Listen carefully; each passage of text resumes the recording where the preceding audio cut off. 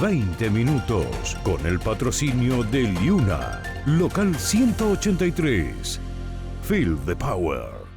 ¿Qué tal, amigos? Bienvenidos a 20 minutos, las noticias de Canadá y el mundo en tu idioma en 20 minutos. Yo soy Diana Lora y te traigo las informaciones de este martes 24 de marzo. Ha habido una actualización en la tarde de hoy sobre el accidente ayer en el aeropuerto LaGuardia que involucró un avión de Air Canada. Según las autoridades, no fue un error, sino varias cosas salieron mal en esa colisión, así que tenemos los detalles, vamos a hablar sobre eso y muchos temas más en la entrega de hoy de 20 minutos.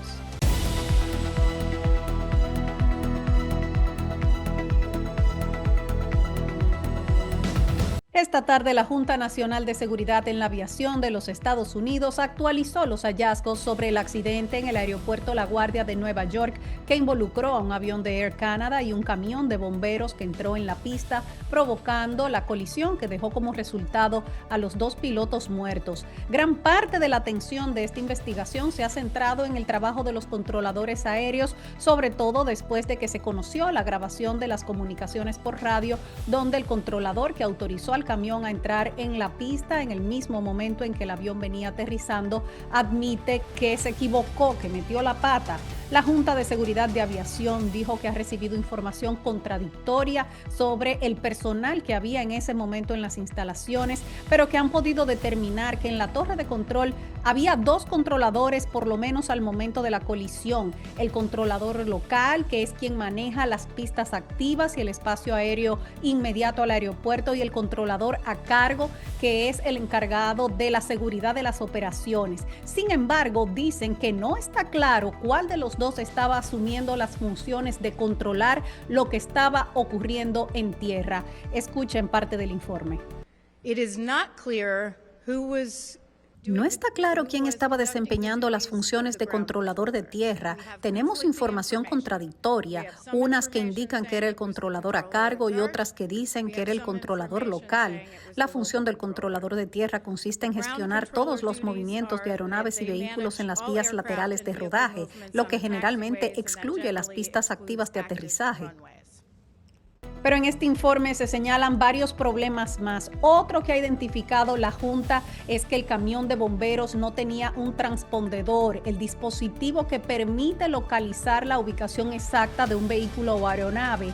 Esto significa que los controladores dependían de señales de radar menos precisas sobre la ubicación de ese camión de bomberos. De hecho, dijeron que ninguno de los camiones lo tenía. Además, el sistema de detección de superficie diseñado para advertir sobre posibles problemas en la pista no emitió ninguna señal, dice también esta nueva actualización. Los investigadores afirman que esto se debió a que varios vehículos estaban agrupados y que eso impidió que el sistema generara una trayectoria fiable. También dice que al menos hubo una transmisión de radio que fue interrumpida, es decir, bloqueada parcialmente por otra llamada, algo que según los investigadores podría haber impedido que se escuchara información crítica.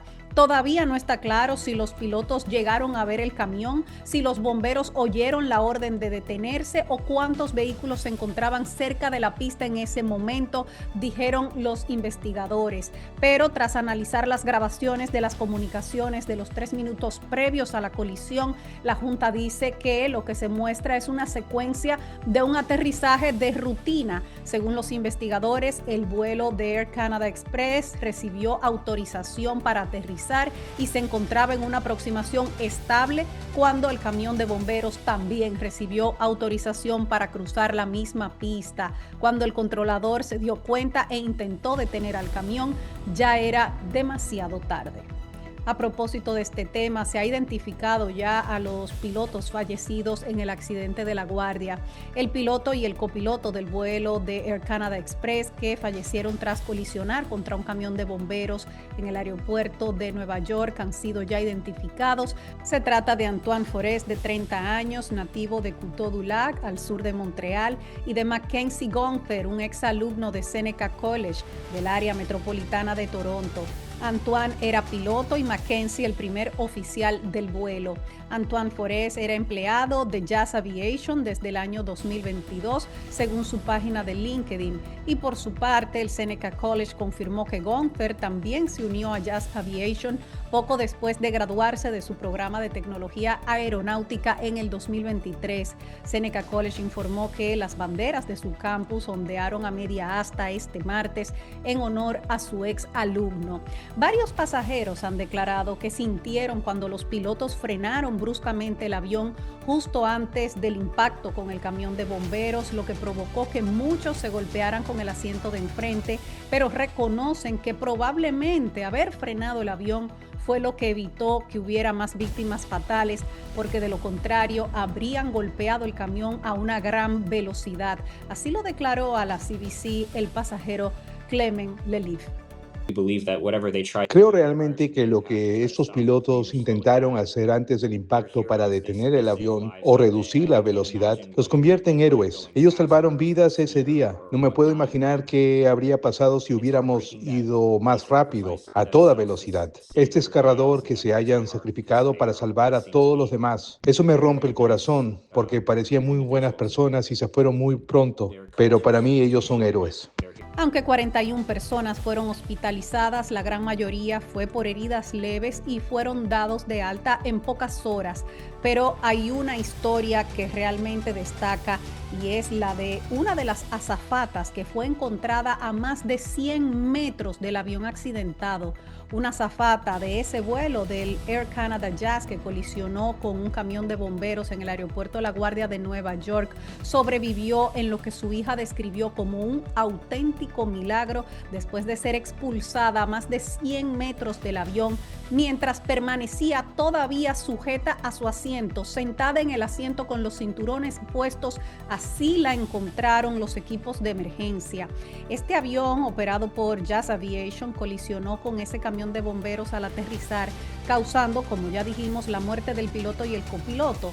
9 personas resultaron heridas de seriedad, entre ellas Solange Tremblay, quien era azafata en este vuelo. Y dijo su hija en unas declaraciones a la prensa en Quebec: es un auténtico milagro. En el momento del impacto, su asiento salió despedido a más de 100 metros del avión. La encontraron y todavía seguía sujeta al asiento. Así lo declaró Sarah Lepine, su hija, a la cadena de noticias TVA de Quebec. Ella dijo: tiene un ángel de la guarda que la protege. Esto pudo haber sido mucho peor. Su hija añadió que su madre sufrió múltiples fracturas y que fue trasladada al hospital para ser operada en una pierna, pero que se espera que sobreviva. Según su perfil en las redes sociales, esta azafata comenzó a trabajar para Jazz Aviation hace ya 26 años como auxiliar de vuelo. Un experto en seguridad aérea, Jeff Gussetti, calificó la supervivencia de esta azafata como un milagro.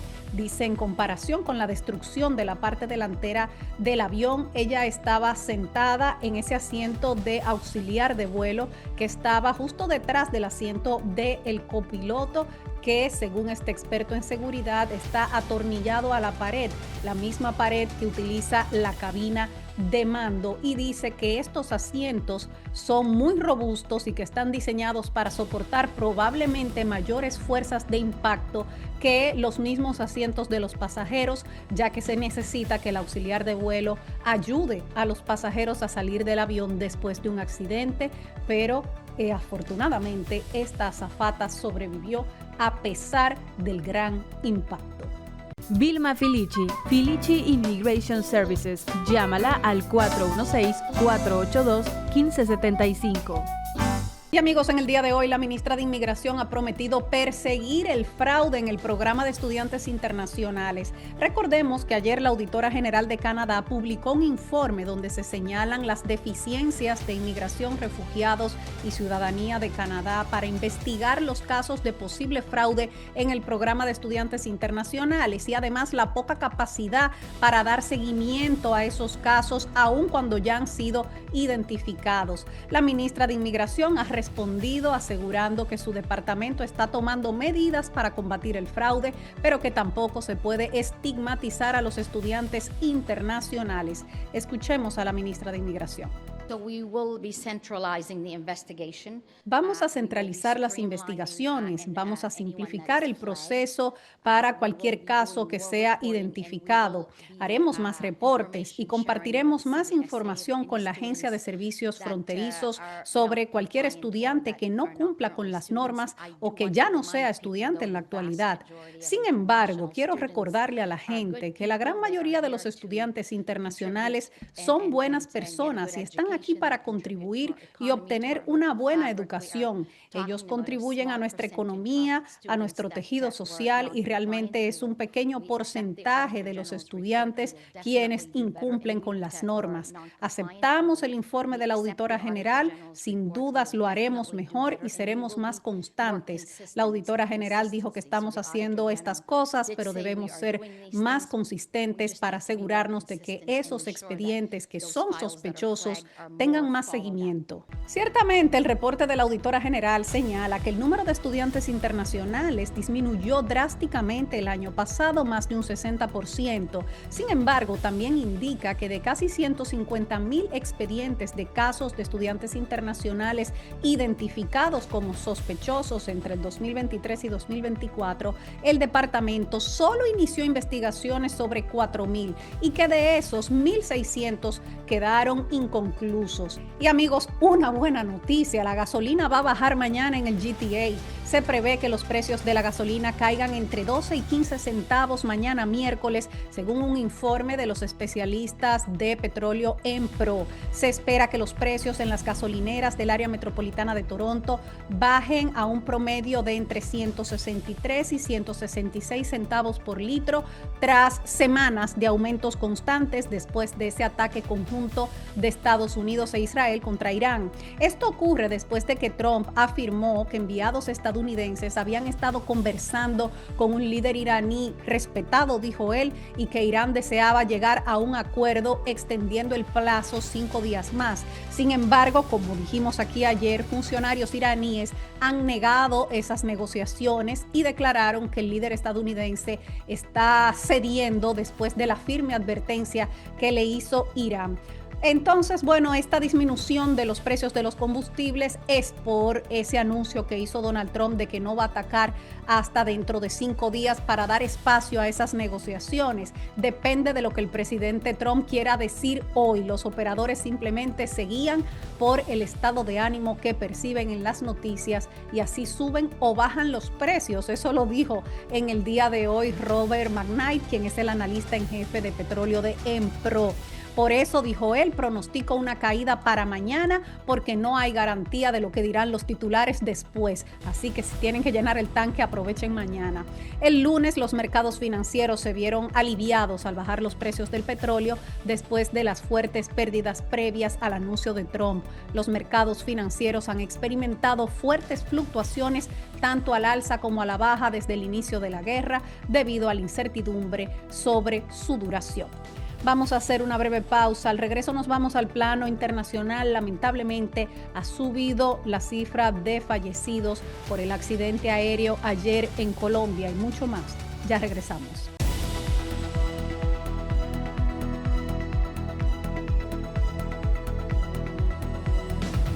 Suben a 69 los fallecidos en el accidente aéreo ayer en Colombia. El número de fallecidos por el accidente de un avión militar en el suroeste de Colombia se ha elevado a 69 tras el hallazgo de 3 cuerpos más este martes. El accidente del avión de la Fuerza Aérea Colombiana, en el que viajaban 126 personas, la mayoría militares, también dejó decenas de heridos, lo que lo convierte en uno de los peores ocurridos en ese país en su historia.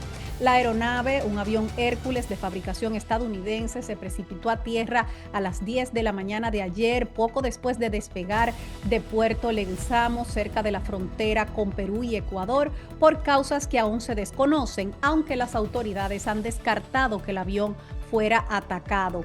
El accidente revivió un debate sobre el estado de la flota aérea colombiana. El presidente Gustavo Petro, el primero de tendencia izquierdista en gobernar ese país, ha cuestionado que gobiernos anteriores permitieran operar un avión tan viejo e insistió en la necesidad de renovar la flota. Petro ha dicho que ese Hércules C-130 fue comprado a Estados Unidos, pero luego entonces dijo que fue donado. Él escribió: un ejército no puede defender ni a su pueblo con regalos chatarra. Lo que no les sirve nos lo regalan y sale más costoso el regalo que comprar lo nuevo, aseguró Petro en su red social X. Este es el segundo accidente de un avión C-130 Hércules en Sudamérica en menos de un mes. Un avión de carga militar boliviano que transportaba billetes bancarios se estrelló al aterrizar cerca de La Paz el 27 de febrero y dejó al menos 24 muertos. Y señores, Israel está anunciando que tomará control de una zona del Líbano. El ejército israelí anunció este martes que tomará el control de una amplia zona de seguridad, llaman ellos, en el sur del Líbano hasta el río Litani, a unos 30 kilómetros de la frontera. Las fuerzas israelíes maniobran en el interior del territorio libanés para apoderarse de una línea de defensa avanzada hasta el río Litani, así lo declaró el ministro de Defensa Israel Katz en un video difundido por su oficina.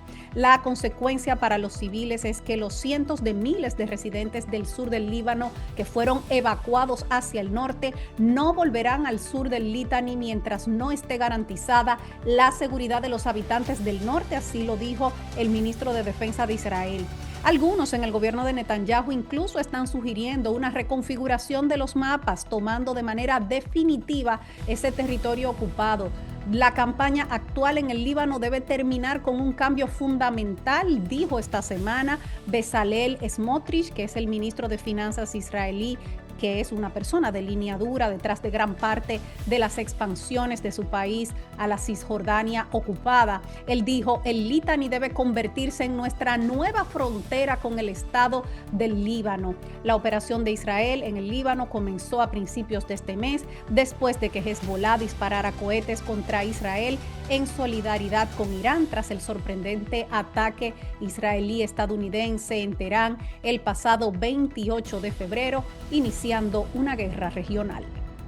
Y amigos, un alivio para Cuba. Llega el primer barco de la flotilla de ayuda internacional. El primer barco de una flotilla internacional organizada por grupos de activistas que trae ayuda humanitaria a Cuba llegó este martes por la mañana al puerto de La Habana con unas 30 personas a bordo, paneles solares, bicicletas, alimentos y medicina.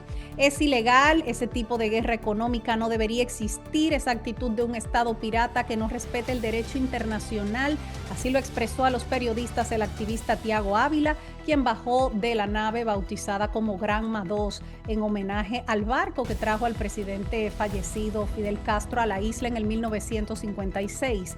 Estos barcos son una gota en un océano de necesidades. Al mismo tiempo, es un gesto de solidaridad, dijo Ávila. Esa embarcación zarpó la semana pasada del mexicano Puerto Progreso en Mérida y otras 2 se sumaron desde otros puertos y están en camino a la isla. La flotilla forma parte de una caravana denominada Nuestra América Convoy a Cuba, con más de 650 participantes de 33 países que en su mayoría arribaron por vía aérea y se dieron cita desde el fin de semana en la isla, donde fueron recibidos por el presidente Miguel Díaz-Canel.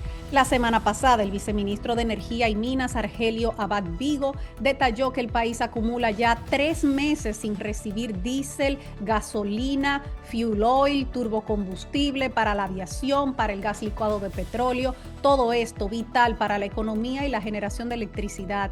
Cuba apenas produce el 40% del combustible que consume. Líderes de varios países y organizaciones sociales advirtieron que Cuba podría estar al borde de una crisis humanitaria. México, China, Brasil, Italia y hasta grupos no gubernamentales de Estados Unidos han enviado cooperación en estas flotillas.